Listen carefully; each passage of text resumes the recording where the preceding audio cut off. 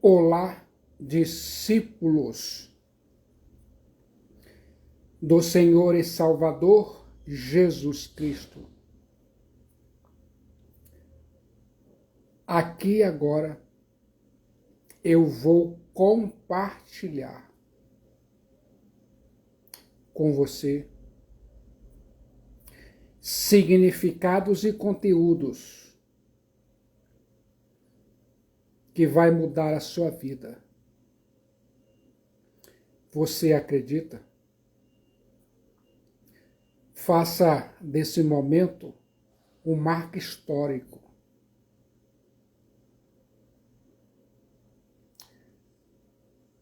Quero que se lembre disso. Salvação de sua alma. Presente de Deus. Abra a sua Bíblia na primeira epístola que escreveu o apóstolo São Pedro, capítulo 1, versículos 3 a 12. A Bíblia diz: Bendito Deus e Pai de nosso Senhor Jesus Cristo, que segundo a sua muita misericórdia, nos regenerou para uma viva esperança, mediante a ressurreição de Jesus Cristo dentre os mortos, para uma herança incorruptível, sem mácula, imacessível, reservada nos céus, para vós outros, que sois guardados pelo poder de Deus, mediante a fé, para a salvação preparada para revelar-se no último tempo. Nisso exultais, embora no presente, por breve tempo, se necessário, sejais contristados por várias provações, para que, uma vez confirmado o valor da vossa fé, muito mais preciosa do que o ouro perecível, mesmo apurado por fogo, redunde em louvor, glória e honra na revelação de Jesus Cristo, a quem não havendo visto a mais, no qual não vendo agora, mas crendo exultais com alegria indizível e cheia de glória. Coloque a Bíblia em sua mente, obtendo o fim da vossa fé, a salvação da vossa alma. Foi a respeito desta salvação que os profetas indagaram, inquiriram, os quais profetizaram acerca da graça a vós outros destinada, investigando atentamente qual a ocasião ou quais as circunstâncias oportunas indicadas pelo Espírito de Cristo, que neles estava, ao dar de antemão testemunho sobre os sofrimentos referentes a Cristo e sobre as glórias que os seguiram. A eles foi revelado que não para si mesmos, mas para vós outros, ministravam as coisas que agora vos foram anunciadas por aqueles que, pelo Espírito Santo enviado do céu, vos pregaram o Evangelho, coisas estas que anjos anelam perscrutar. Coloque a palavra de Deus, a Bíblia, em sua mente, a salvação de sua alma, um presente de Deus. Já compartilhei a introdução dessa epístola, agora vou prosseguir com a sua exposição. Fique atento à fonte e a natureza da salvação. Bendito Deus e Pai de nosso Senhor Jesus Cristo, que segundo a sua muita misericórdia, nos regenerou para uma viva esperança, mediante a ressurreição de Jesus Cristo dentre os mortos. 1 Pedro capítulo 1, versículo 3. Coloque a Bíblia em sua mente. Eu fico imaginando, num tempo de extrema perseguição, sofrimento e dor, o apóstolo São Pedro inicia a sua carta com uma doxologia. Não começa com o homem, mas com Deus. Não inicia com as necessidades humanas, mas com louvores que Deus merece. Aqui o apóstolo São Pedro mostra a fonte da salvação de sua alma. Bendito Deus e Pai de nosso Senhor Jesus Cristo, que segundo a sua muita misericórdia, coloque a palavra de Deus, a Bíblia, em sua mente. O apóstolo São Pedro começa louvando a Deus por nossa salvação. A salvação é uma obra exclusiva de Deus. Deus precisa ser exaltado por tão grande salvação.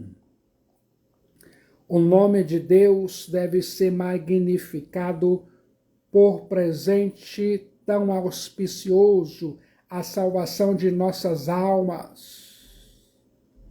Antes de você apresentar suas dores, suas lutas, suas lágrimas e suas perdas neste mundo, precisa levantar os olhos ao céu e exaltar aquele que te amou, te escolheu e providenciou todas as coisas para a salvação de sua alma. No momento que você exalta a Deus por quem Ele é e por aquilo que Ele tem feito por você, se sente fortalecido para enfrentar suas leves e momentâneas tribulações. O apóstolo São Pedro faz uma transição da fonte da salvação de nossas almas para a sua natureza, mostrando que o plano estabelecido na eternidade se concretiza no tempo, no Kairos. Aquilo que foi planejado no céu realiza-se na terra. Quero que se lembre disso. Duas verdades preciosas são aqui destacadas pelo apóstolo São Pedro. Em primeiro lugar, a regeneração nos regenerou. A regeneração é uma obra do Espírito Santo em nós. Ele, o Espírito Santo, muda nossas intenções, nossas disposições íntimas, dando-nos um novo coração, uma nova mente, uma nova vida. Nascemos da semente incorruptível. Temos não apenas um novo status, justificação, mas uma nova vida, regeneração. Tornamo-nos filhos de Deus, membros de sua família pela fé em Cristo Jesus. O cristão renasce dentro de uma nova família, passando a ter com Deus uma relação de Hiós, filho, e com Jesus uma relação de irmão, Adelphos. Quero que se lembre disso. Em segundo lugar, a viva esperança, para uma viva esperança mediante a ressurreição de Jesus Cristo dentre os mortos, 1 Pedro 1,3. O apóstolo São Pedro descreve o mundo pagão como sem esperança. Sófocles escreveu: não nascer é inesquestionavelmente a maior felicidade. A segunda maior felicidade é tão logo nascer, retornar ao lugar de onde se veio. O cristianismo é a única que pode dar esperança. Não caminhamos para um futuro desconhecido, marchamos para uma glória eterna em Cristo Jesus e por Cristo Jesus. A regeneração leva o cristão a uma viva esperança. Eu e você somos regenerados para uma qualidade superlativa de vida. Eu e você somos regenerados para a esperança, e essa esperança tem duas características. Primeira, ela é viva. Segunda, ela é segura. Quero que se lembre disso, pois está fundamentada na ressurreição de Cristo Jesus. A esperança do cristão não é vaga, é incerta, mas definida e garantida. Sem a ressurreição de Cristo Jesus, a regeneração do cristão não seria possível e ainda mais a esperança não faria nenhum sentido. Quero que fique atento na recompensa da salvação de sua alma. Para uma herança incorruptível, sem mácula, imacessível, reservada nos céus para vós outros. 1 Pedro 1,4. A salvação planejada na eternidade e realizada no tempo aponta para uma recompensa futura. Os eleitos de Deus, remidos pelo sangue do Cordeiro, Cristo Jesus, e santificados pelo Espírito Santo e regenerados para uma viva esperança, têm a promessa de uma herança gloriosa. Quero que se lembre disso. Quer saber as características dessa herança que está reservada nos céus para os salvos em Cristo Jesus? Em primeiro lugar, é uma herança incorruptível. A palavra grega apartaton, traduzida por incorruptível, significa aquilo que não perece, não apodrece, não se deteriora. Aparton pressupõe a ideia de não conter semente de deteriorização. Essa palavra significa não assolada por nenhum exército inimigo. Em segundo lugar, é uma herança imaculada. A palavra grega amiantos, traduzidas por sem mácula, significa algo absolutamente limpo, sem nenhum tipo de sujeira ou de contaminação que possa levar a uma posterior degeneração. Quero que se lembre disso aqui e agora. Em terceiro lugar, é uma herança inacessível. A palavra grega amarantos, traduzida por inacessível, significa inalterável. É mais aplicada às coisas da natureza, representando na poesia uma flor que nunca murcha nem perde a sua beleza. Em vez de murchar, ela permanece num frescor perpétuo que nunca se deteriora quanto ao seu valor, graça e beleza. Assim é a vida do cristão. Fique atento à segurança da salvação de sua alma. 1 Pedro 1,5. Que sois guardados pelo poder de Deus mediante a fé para a salvação preparada para revelar-se no último tempo. Coloque a Bíblia em sua mente. Quer saber como pode ter a salvação de sua alma garantida pela fé em Cristo? Quer saber como saber que a salvação planejada na eternidade, executada no tempo, não se perderá? Quer saber como ter certeza de que a salvação planejada pelo Deus Pai, executada pelo Deus Filho, Cristo Jesus e aplicada pelo Deus Espírito Santo é segura? Quer saber quais garantias o cristão tem de que aqueles que foram salvos permanecerão salvos para sempre? Fica de olho no alicerce dessa certeza. O apóstolo São Pedro dá resposta com diáfana clareza. Vou destacar aqui agora 3 pontos importantes nesse sentido. Em primeiro lugar, a segurança de nossa salvação é garantida pelo próprio Deus. A palavra que o apóstolo São Pedro usa em grego é phroureo, um termo militar.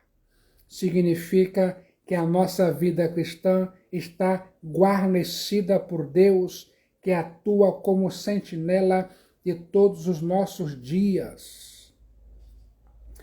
A segurança da salvação de nossas almas não está em nossas frágeis mãos, mas repousa sobre o poder de Deus. O mesmo Deus que nos salva nos garante a segurança da salvação de nossa alma. Nada nem ninguém pode arrancar os cristãos das mãos de Cristo Jesus.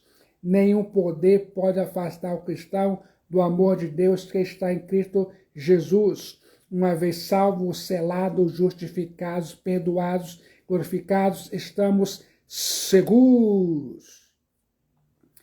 Quero que se lembre disso.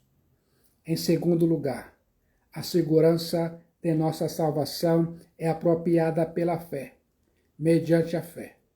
A fé não é a causa meritória da nossa salvação, mas a causa instrumental. Apropriamo-nos da salvação pela graça mediante a fé em Cristo Jesus. A fé é a mão que se estende para receber o presente da salvação de nossas almas. Em terceiro lugar, a consumação da salvação se dá na segunda vinda de Cristo Jesus, a parousia, para a salvação preparada para revelar-se no último tempo. 1 Pedro 1,5. Coloque a Bíblia em sua mente. Nossa salvação foi preparada para nós por Cristo Jesus, por meio da sua obra expiatória. A salvação será revelada de uma só vez no tempo de Deus, Kairos. Todos verão a herança, mas apenas o cristão pode possuí-la. Quero que se lembre disso. O verbo revelar, apocalipto, usados aqui, significa tirar o véu, cobertura. Cristo Jesus vai tirar o véu quando voltar para nos dar a salvação gratuita e plena. Eu e você podemos afirmar à luz das Escrituras Sagradas, a Bíblia, que já fomos salvos, estamos sendo salvos e seremos salvos. Com respeito à justificação, eu e você fomos salvos. Com respeito à santificação, eu e você estamos sendo salvos. Com respeito à glorificação, eu e você seremos salvos. Eu e você somos salvos da condenação do pecado na justificação pela fé. Eu e você estamos sendo salvos do poder do pecado na santificação e ainda mais seremos salvos da presença do pecado na glorificação. Agora eu e você temos o selo do Espírito Santo, o penhor do Espírito Santo, com garantia de que aquele que começou a fazer a boa obra em nós há de completá-la até o dia final, a parousia. Fique de olho na Bíblia, no último tempo, em exato kairos. Tempo aqui é kairos. Aquele que não é determinado cronologicamente no último tempo, denota aqui não o tempo do fim, no sentido neotestamentário de todo o período que vai da primeira até a segunda vinda de Cristo Jesus, mas especificamente o período final dessa época, o fim do fim. Quero que se lembre disso. Ouça agora a alegria da salvação. Nisso exultais, embora no presente tempo, se necessário, sejais contristados por várias provações, para que, uma vez confirmado o valor da vossa fé, muito mais preciosa do que o ouro perecível, mesmo apurado por fogo redunte, em louvor, glória e honra na revelação de Jesus Cristo, a quem não havendo visto a mais, no qual não vendo agora, mas crendo exultais, com alegria indizível e cheia de glória. 1 Pedro capítulo 1, versículos 6 a 8. Agora o versículo 9. Obtendo o fim da vossa fé, a salvação da vossa alma. Coloque a palavra de Deus, a Bíblia, em sua mente. Você está ouvindo a salvação de nossa alma, um presente de Deus.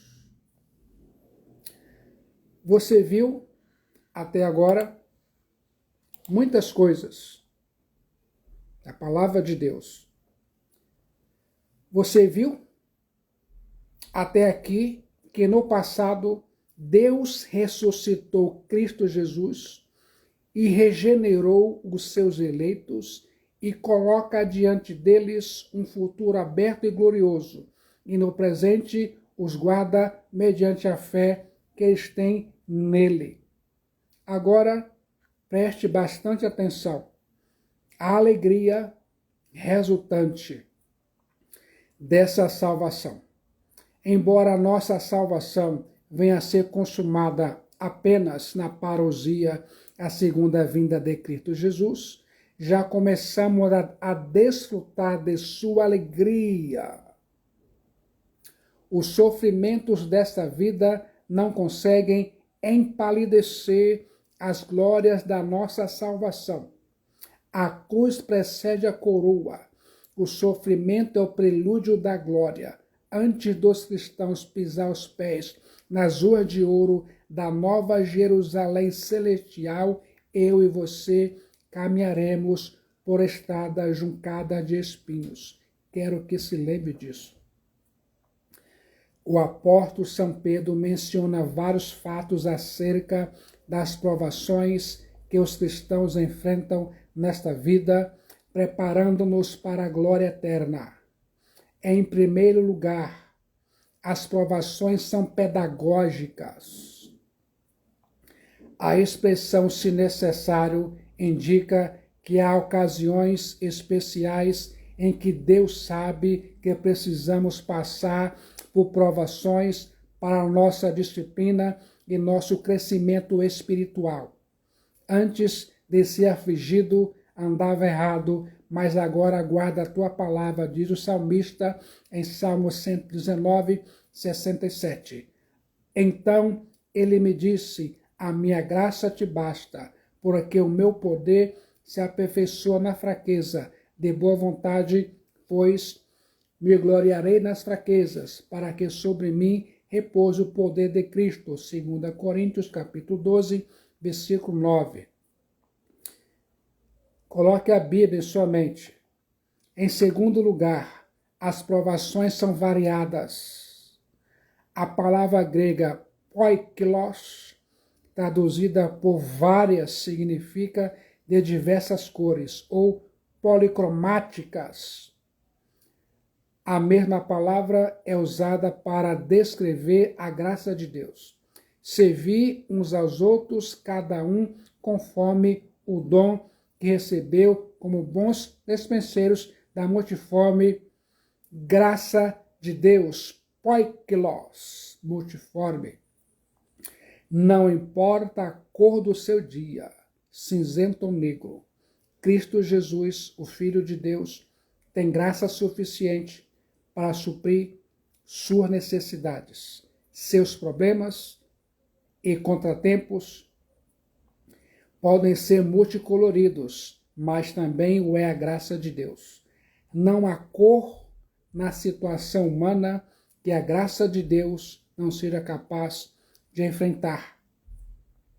Não importa o que a vida está fazendo com você, na graça de Deus você vai encontrar forças para enfrentar quaisquer situações e vencê-las. Há uma graça para enfrentar cada prova, e não há prova que não tenha a graça de Deus. Quero que se lembre disso. Em terceiro lugar, as provações são passageiras, por breve tempo. 1 Pedro 1,6. Deus não permite que as provações durem para sempre. Quando Deus permite que seus filhos passem pela fornalha, mantém os olhos no relógio e a mão no termostato. Quero que se lembre disso. Em quarto lugar, as provações são dolorosas, sejais contestados por várias provações. A ideia subjacente é de dor ou tristeza profunda. A mesma palavra é usada para descrever a experiência de Cristo Jesus no jardim do Getsemane e a tristeza dos santos com a morte de um ente querido. Pense nisso.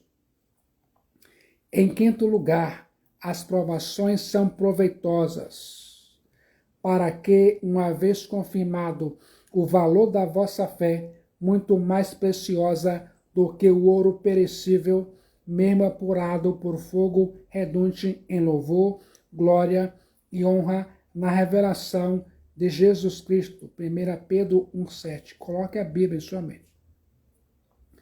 O apóstolo São Pedro ilustra essa verdade referindo-se ao ourives.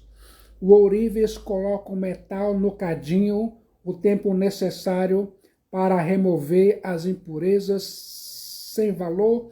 Em seguida, o derrama no molde e forma uma bela peça de valor. Para saber se o ouro é autêntico, o metal precisa ser derretido no fogo. Isso não afeta o ouro em nada, mas todas as impurezas são expulsas do processo e aquilo que é autêntico, que realmente tem valor, se destaca com pureza. Alguém disse que no Oriente o ourives deixava o metal derreter até ser capaz de ver seu rosto refletido nele. Da mesma forma, Cristo Jesus mantém os cristãos na fornalha do sofrimento e tribulação até refletirem a glória e a beleza de Cristo Jesus. Quero que se lembre disso. As provações e tribulações enfrentadas hoje pelos cristãos são um preparo para a glória futura. A glória da salvação dos cristãos se tornará plena na parousia, a segunda vinda de Cristo Jesus.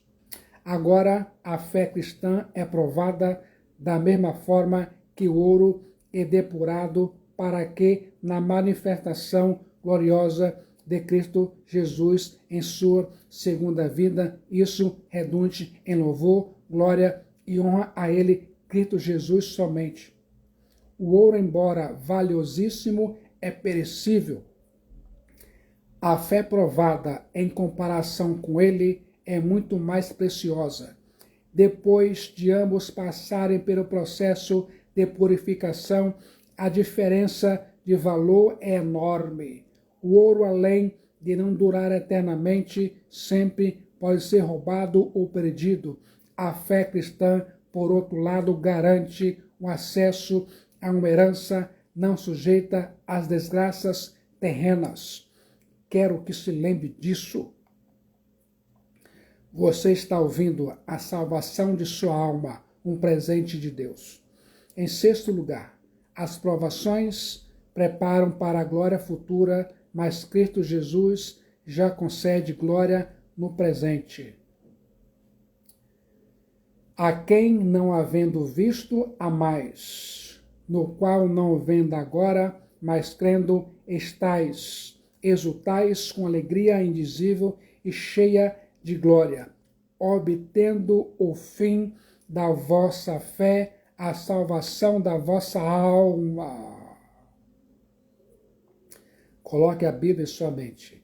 A vida cristã não consiste somente na contemplação de um futuro distante. Antes, implica uma dinâmica presente que pode transformar o sofrimento em glória hoje.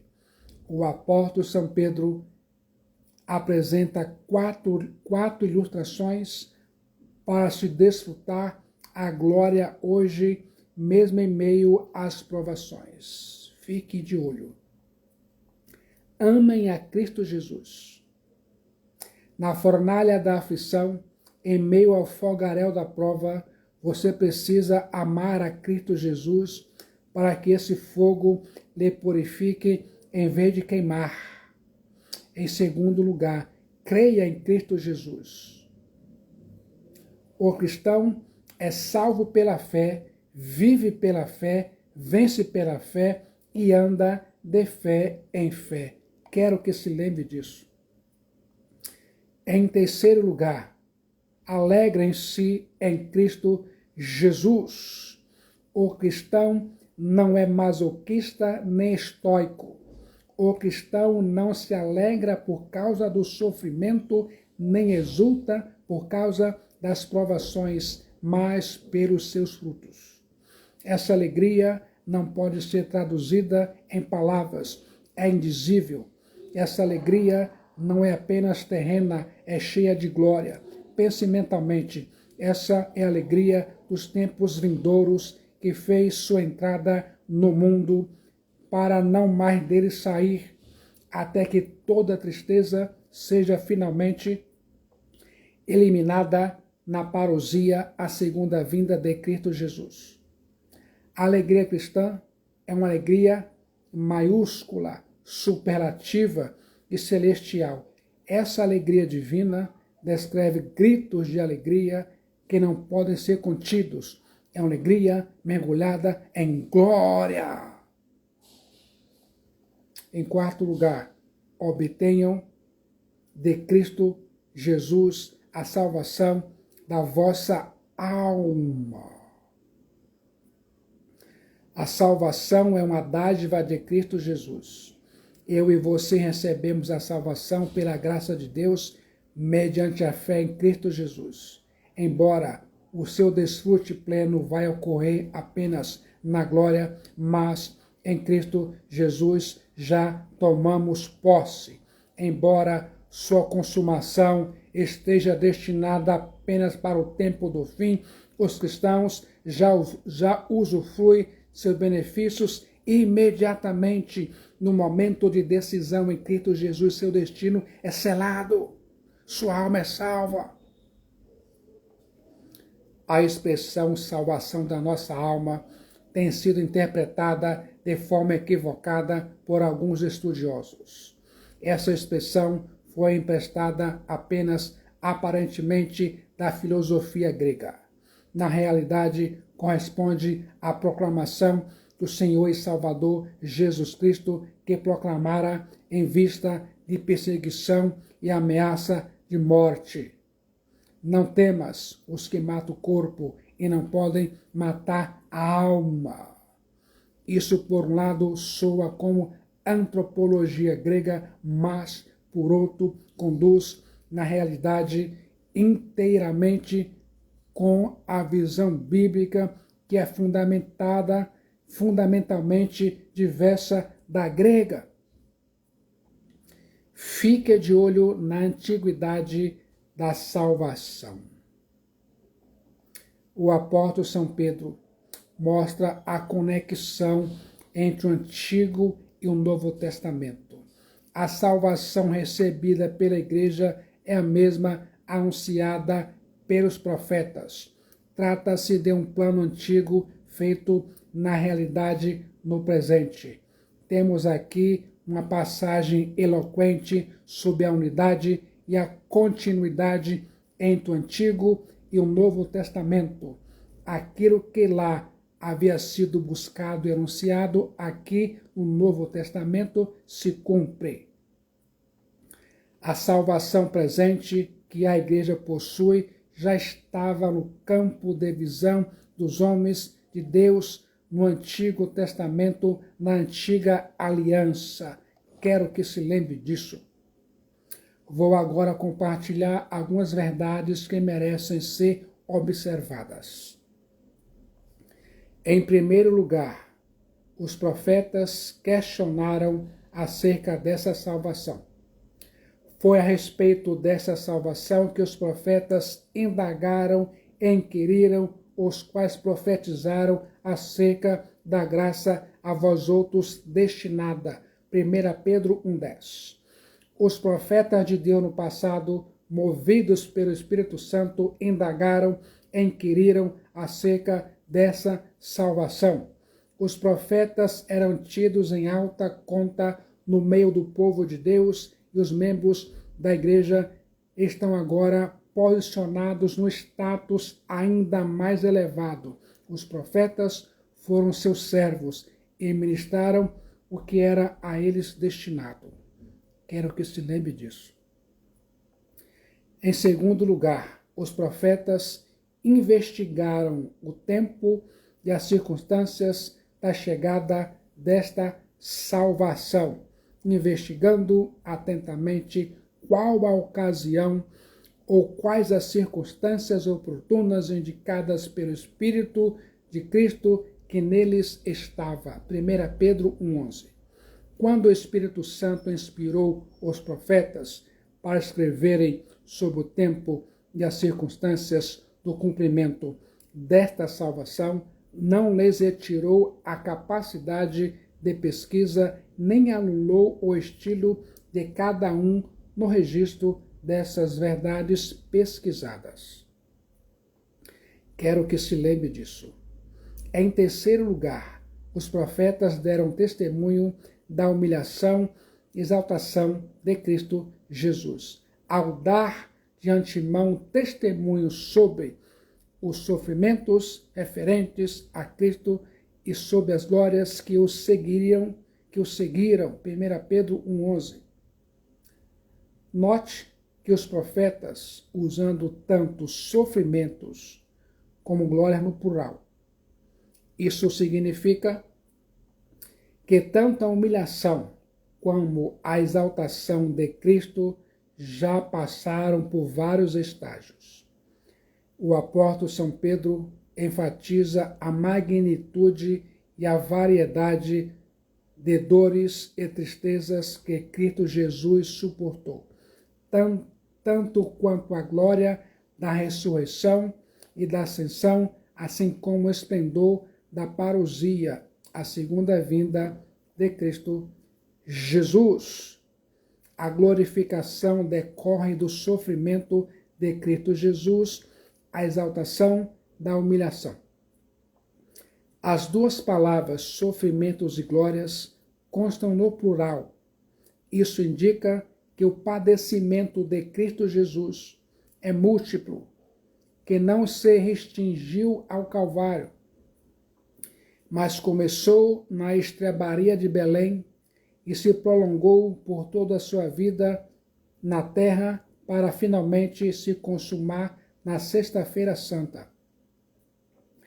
Mas sua glorificação é múltipla e diversificada. A ressurreição é glória, assim como a ascensão, a segunda vinda, a inauguração do reino messiânico, a execução do juízo mundial perante o grande trono branco e, finalmente, a consumação na Nova Jerusalém. Em quarto lugar, os profetas apontam para uma salvação posterior à sua existência. A eles foi revelado que não para si mesmos, mas para vós outros, ministravam as coisas que agora vos foram anunciadas por aqueles que, pelo Espírito Santo enviado do céu, vos pregaram o Evangelho, coisas essas que anjos anelam perscrutar. 1 Pedro 1,12. Os profetas receberam a revelação divina de que a salvação, por eles anunciada, se cumpriria não em seus dias, mas em tempos futuros. A mensagem vaticinada pelos profetas é a mesma recebida pela igreja. Lá como promessa, aqui como cumprimento. O Evangelho de Cristo Jesus engloba a mensagem profética junto com seu cumprimento.